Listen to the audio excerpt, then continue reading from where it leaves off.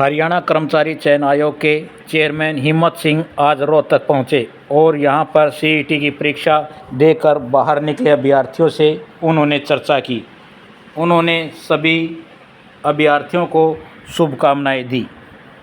उन्होंने कहा कि हरियाणा के इतिहास में पहली बार बड़ी संख्या में परीक्षा देने के लिए अभ्यर्थी यहां आए हैं। उन्होंने कहा कि परीक्षा केंद्र के बाहर बैठे अभिभावकों ने भी संतुष्टि जाहिर की है। आपको बता दें कि सीईटी की परीक्षा को लेकर हरियाणा सरकार अलर्ट पे थी और सभी सुविधाएं उपलब्ध करवाई गई थी। लेकिन जब तक आप लोग साथ नहीं दोगे तो ट्रांसपेरेंसी नहीं आएगी। आज आपको लग रहा है ना पूरा हरियाणा एक तरफ चल रहा है।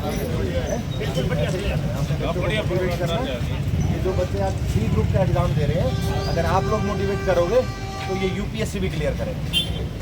ठीक है, आप लोगों ने हमारा साथ देना है। कुछ कमी रही होगी तो नेक्स्ट टाइम ठीक करेंगे। ठीक है, थैंक यू। सर, किस तरह से चल रहा है? इतनी बड़ी परीक्षा है सीईटी की, किस तरह से किया जा रहा है? क्या अच्छे से मैनेज हो गया यार। 13.5 लाख लोगों की परीक्षा है, अच्छे से मैनेज हो गया है। और सभी सेंटर्स पे बच्चे का भी जो परसेंटेज है वो नियर बाय 90 के आसपास है, जो आई थिंक हरियाणा की हिस्ट्री में फर्स्ट टाइम हुआ है। नहीं तो एवरेज 50 to 60% का अटेंडेंस रहता है। तो शाम तक आंकड़े आ जाएंगे, लेकिन अनुमान ये है कि 90% का आंकड़ा इसमें है। और मैं बच्चों से मिला हूँ, मेरा चौथा डिस्ट्रिक्ट है मॉर्निंग से।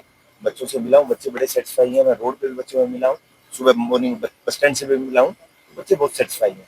और सब सामाजिक संस्थाओं ने, धार्मिक संस्थाओं ने, एडमिनिस्ट्रेशन ने बहुत अच्छा साथ दिया है। मुझे ऐसा फील हो रहा है कि हरियाणा की एक टीम की तरह आज काम हो।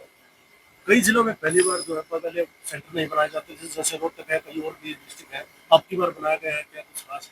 मुझे भी मेरे वेल विशर्स ने बोला था कि रोहतक में सेंटर नहीं बनाना, कि आपके लिए अच्छा नहीं रहेगा, कोई दिक्कत आ जाएगी। लेकिन नहीं, ये भी हरियाणा का पार्ट है। और जो लोग ये कह रहे थे यहाँ सेंटर नहीं हो सकता, यहाँ भी सेंटर हो सकता। क्यों नहीं हो सकता? आज बड़े अच्छे से एग्जाम हो रहा है, बहुत अच्छे से एग्जाम हो रहा है। तो ऐसे लोगों में भ्रांतियां फैलाते हैं लोग कुछ। और ये रोहतक और Sonipat, Jhajjar, last time NTA के टाइम पे एग्जाम नहीं था, लेकिन नहीं, कमीशन ने डिसाइड किया कि नहीं, हम यहाँ पे एग्जाम कराएंगे और अच्छे से एग्जाम होगा। और वो हो भी रहा है। तो यहाँ के लोगों के लिए भी सम्मान की बात है। अदरवाइज ये होता है कि नहीं, रोहतक में एग्जाम नहीं होना। क्यों रोहतक में एग्जाम नहीं हो सकता? रोहतक में भी एग्जाम होगा और फ्यूचर में भी होंगे।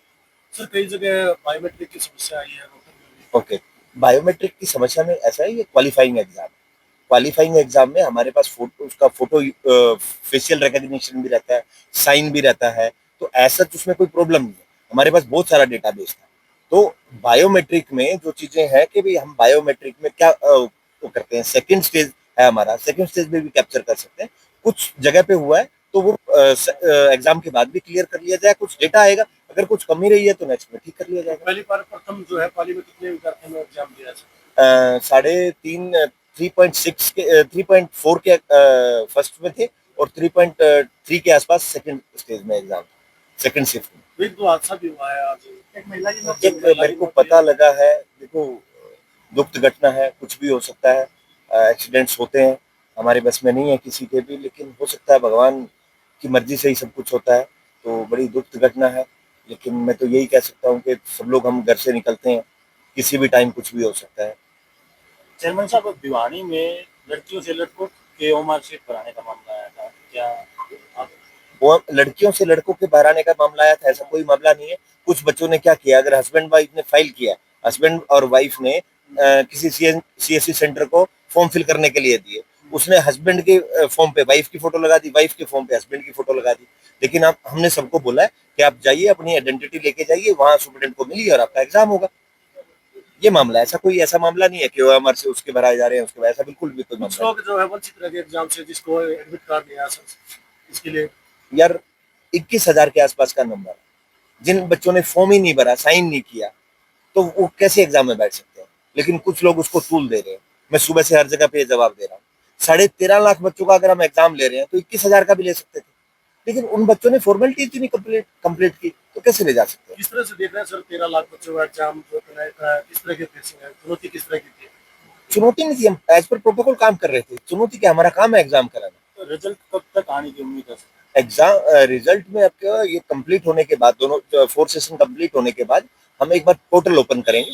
पोर्टल ओपन में हाईकोर्ट का डायरेक्शन है कि आपको पोर्टल ओपन करना है। जिन बच्चों ने CDSC या BCA A B और इकोनॉमिक वीकर सेक्शन के सर्टिफिकेट नहीं बने थे, उनको मौका देंगे चेंज करने का, शिफ्ट करने का कैटेगरी में। अगर उसमें 15 दिन में हो जाते हैं तो उसके बाद 15 दिन में एग्जाम हो सकता है, रिजल्ट आ सकता है। मतलब 1 महीने में आने के लिए। 1 महीने में आने की। ठीक है सर, ठीक है।